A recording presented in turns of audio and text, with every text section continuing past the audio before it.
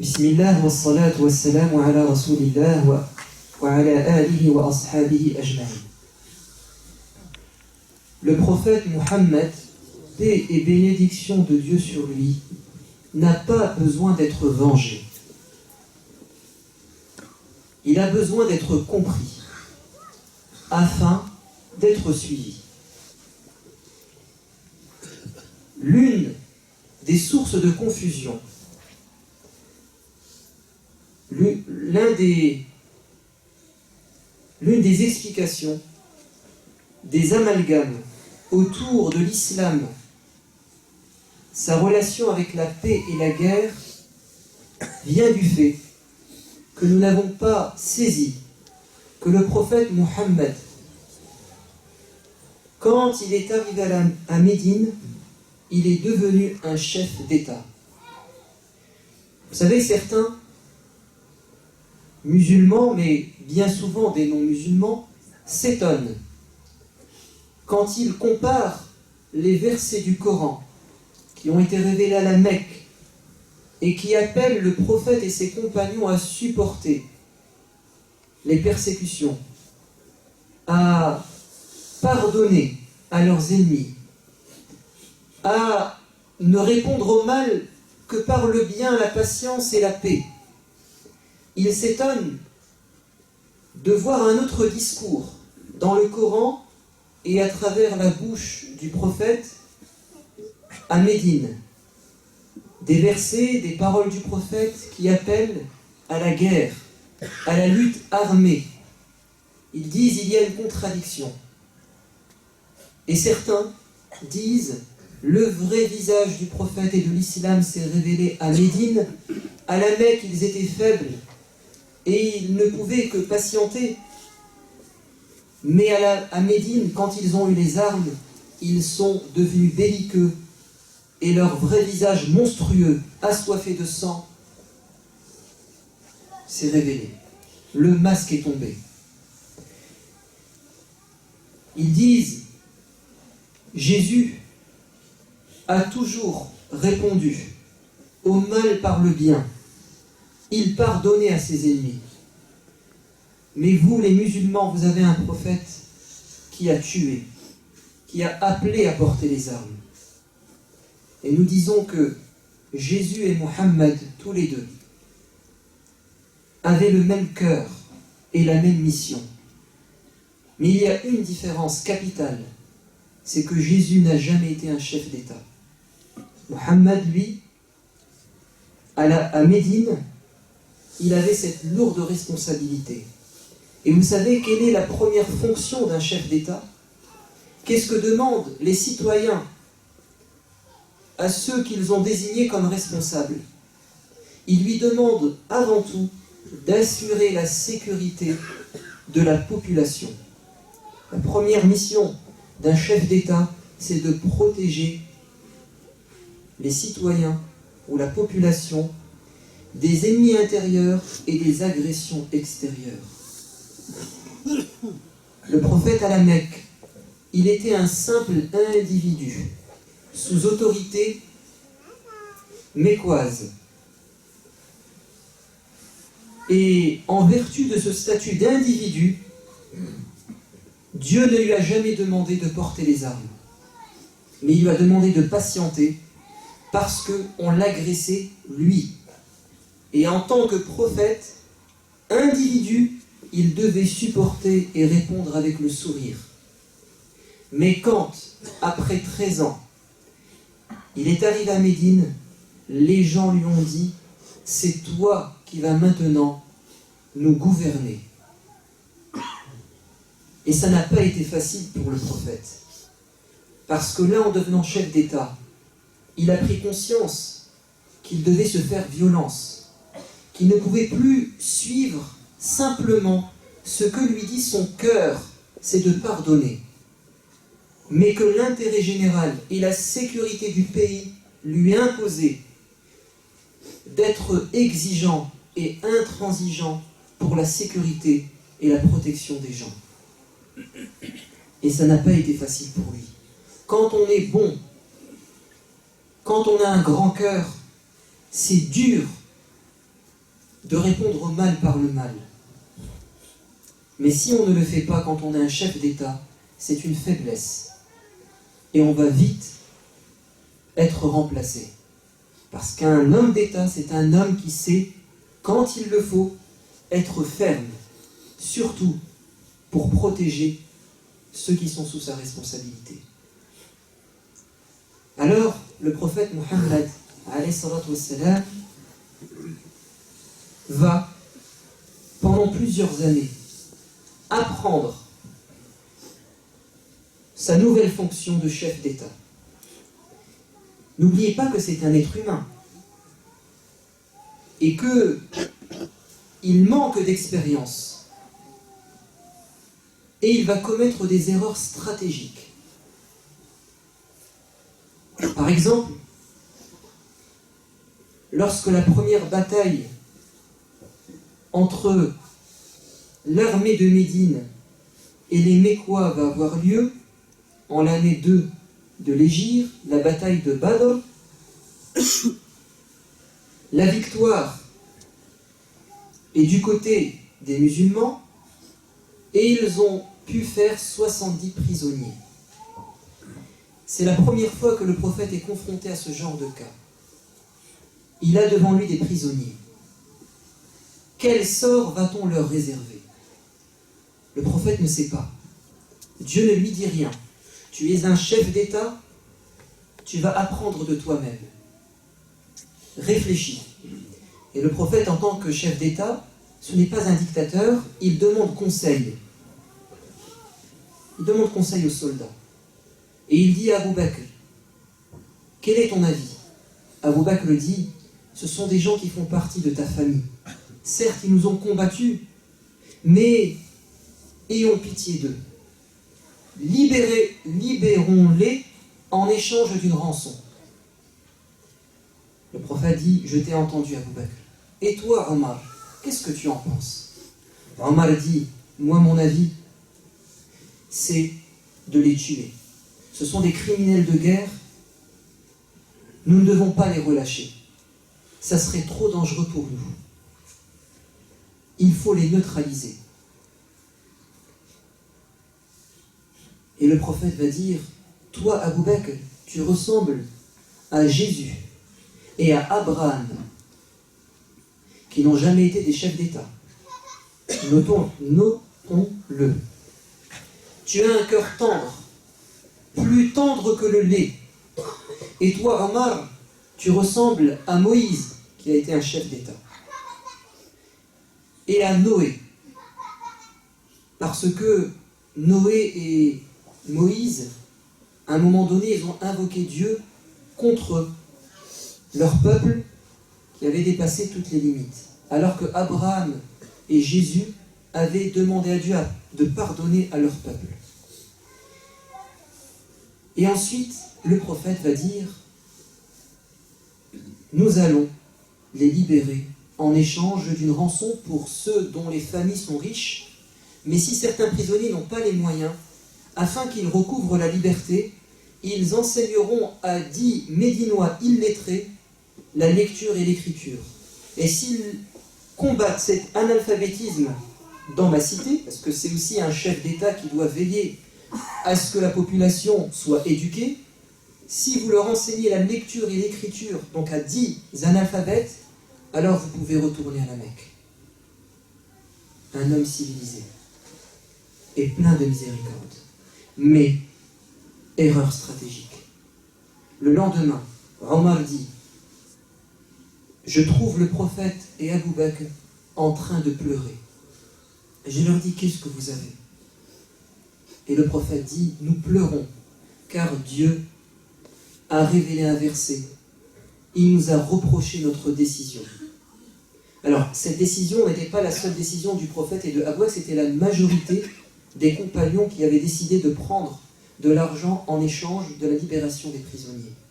Et qu'est-ce que dit Dieu dans la sourate Le Butin? Il dit dans le verset numéro 67, « Il ne sied pas à un prophète de faire des captifs tant qu'il n'a pas réduit ses ennemis à l'impuissance. » Dieu lui dit, tu n'aurais pas dû faire ça. Parce que ces prisonniers que tu as libérés, ils vont renforcer le camp ennemi. Et c'est exactement ce qui va se passer. Ces 70 prisonniers vont rejoindre les Mécois et ils reviendront quelques années plus tard pour combattre encore une fois les musulmans. Et cette fois-ci, le prophète va perdre la bataille. Dieu lui a dit c'était une erreur stratégique. Tu aurais dû être ferme. Omar avait raison. Donc Dieu lui dit attention, tu es un chef d'État. En tant qu'individu, pardonne à ton ennemi. Ça n'engage que toi. Mais là, tu engages le sort de la population. Et ça peut leur coûter cher. Le prophète a aussi commis une erreur stratégique avec les ennemis de l'intérieur, les hypocrites, qui étaient des fauteurs de troubles. Lorsqu'avant la bataille de Tabouk contre l'Empire romain, les hypocrites vont venir demander la permission au prophète de déserter l'armée, de ne pas accompagner les soldats et défendre Médine. Et le prophète, par miséricorde, parce que chacun inventait une excuse, je suis malade, ma famille m'attend, je dois faire ceci et cela. Le prophète leur dit, c'est pas grave, restez, restez. Et Dieu va révéler des versets pour, encore une fois, lui reprocher cette clémence, cette trop grande gentillesse, en disant que Dieu te pardonne, pourquoi tu leur as permis de rester? On avait besoin de ces soldats pour protéger la cité. Et donc, tous les versets qui ont attrait à la guerre dans le Coran, ce sont des versets qui viennent enseigner au prophète sa responsabilité de chef d'État. Tu dois protéger ta population, quitte à être dur envers les ennemis, toujours en cet objectif noble, la défense des innocents. Et quand le prophète, en tant que chef d'État, était confronté à une menace contre sa personne, plus contre le pays ou la population, mais contre lui-même, alors le prophète pardonnait. Je vous donne un exemple rapporté de manière authentique. C'était lors d'une expédition militaire. L'armée fait halte et le prophète s'allonge sous un arbre. Il fait une sieste et il a suspendu son épée sur une branche. Et voilà qu'un traître dans l'armée s'avance et il prend l'épée et il pointe le prophète avec l'épée, il le réveille, il lui dit « Alors, Mohammed, qui peut te protéger maintenant de moi ?» Et le prophète va dire « C'est Dieu qui me protège. » Et la main de cet homme va trembler, l'épée va tomber, et le prophète va le mettre dans la même situation, en lui disant « Et qui maintenant peut te protéger de moi ?» Et l'homme va dire « Pitié, pitié, pardonne-moi. » Et le prophète va dire « Va-t'en. » Et il lui a pardonné. Parce que là, c'était sa vie personnelle. C'était lui qui courait un danger. Ce n'était pas son armée, ce n'étaient pas les innocents. Et quand le prophète, après 10 ans de guerre, il arrive à la Mecque, victorieux. Souvenez-vous de ce que nous avions dit dans le verset de la sourate de Butin. Il n'est pas permis à un prophète de faire des prisonniers et de les libérer qu'après avoir réduit à l'impuissance les ennemis. Là, pour le coup, le prophète arrive à la Mecque et il a réduit à l'impuissance la menace. Et il dit à tous ceux qui sont prisonniers, c'est-à-dire qui dépendent de son sort, les Mécois, il leur dit « Quel sort pensez-vous que je vous réserve ?» Et là, il ne demande pas aux compagnons « Dites-moi ce qu'on fait d'eux. » Parce que là, il n'y a plus de menace. Il peut prendre une décision. Et vous savez ce qu'il dira à ces gens? Il leur dira, je vous dirai ce qu'a dit Joseph à ses frères. Et là, Joseph, il avait un poste, n'est-ce pas, de ministre des Finances. Mais c'était une affaire personnelle entre lui et ses frères, une affaire de famille. Et il a pardonné à ses frères. Ça le concernait lui. Et là, le prophète va dire à tous ces gens qui l'ont insulté, qui l'ont fait du tort, je vous pardonne. Et leur pardonner dans ce cas n'était pas une preuve de faiblesse, mais c'était la bonne décision à prendre, car toute menace avait disparu, et là, on pouvait toucher les cœurs des gens, et tous vont finir par adhérer au message de l'islam. Il est très important de comprendre que le prophète à la Mecque était un individu. Et c'est pour ça qu'il était comme Jésus. Sous autorité romaine, il pardonnait aux gens. Mais contrairement à Jésus, Muhammad a vécu à la Mecque, à Médine, en tant que chef d'État. Et il a parfois, par miséricorde, fait des erreurs. Et Dieu l'a rappelé à l'ordre en lui disant « Tu es un chef d'État, tu dois penser à la sécurité de ton pays. Sois dur envers les terroristes. » Oui, sois dur envers eux. Parce que sinon, ça va se retourner contre toi et contre les innocents. Et c'est pour ça qu'on a des versets du Coran qui sont durs. Il faut les comprendre sous cet angle. Comme les discours de François Hollande ou du ministre de l'Intérieur au lendemain des attentats, quand il dit « Nous avons une menace et il faut être dur et nous allons, et nous allons, nous allons ». C'est normal en tant que chef d'État qu'il tienne ces propos. Mais il est tout à fait normal que Muhammad en tant que chef d'État ait tenu des propos. Mais ce qui est extraordinaire, c'est que lui a su parfois pardonner à ses ennemis et à gagner leur cœur. Et là, on atteint la limite des hommes et on voit la grandeur des prophètes. C'est important de comprendre ça, afin de comprendre que ceux qui, il y a un an de cela, ont tué des gens pour venger le prophète, ils se sont trompés. Car le prophète ne se venge pas pour lui-même. Même si on l'insulte, même si on se moque de lui, même si on attente à sa santé, il pardonne. Et c'est ce que Dieu demande à un prophète. Donc quand on fait des caricatures contre le prophète, si le prophète était là, il aurait pardonné. On ne doit pas chercher à venger le prophète. On doit chercher à le faire connaître aux gens. On doit chercher à expliquer aux gens ce qu'on vient dire aujourd'hui. Parce que le gros problème, ce n'est pas qu'on fasse des caricatures, mais c'est que les gens pensent que cet homme, ce prophète, était un chef de guerre sanguinaire. Un chef de guerre qui a fait passer au fil de l'épée ceux qui ne partageaient pas ses idées. Là est le vrai combat. Un combat d'idées. Une transmission authentique de l'islam. Et je termine en disant que pour réaliser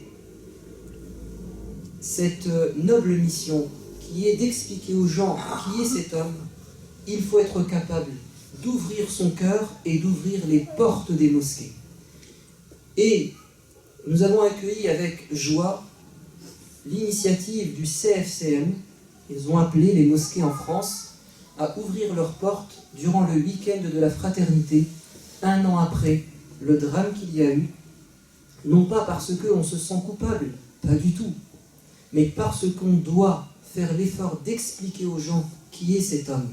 Alors demain, ici à la mosquée de Rennes, entre 13h30 et 17h30, nous ouvrons nos portes, faites passer l'information, vos amis, vos collègues de travail, vos voisins.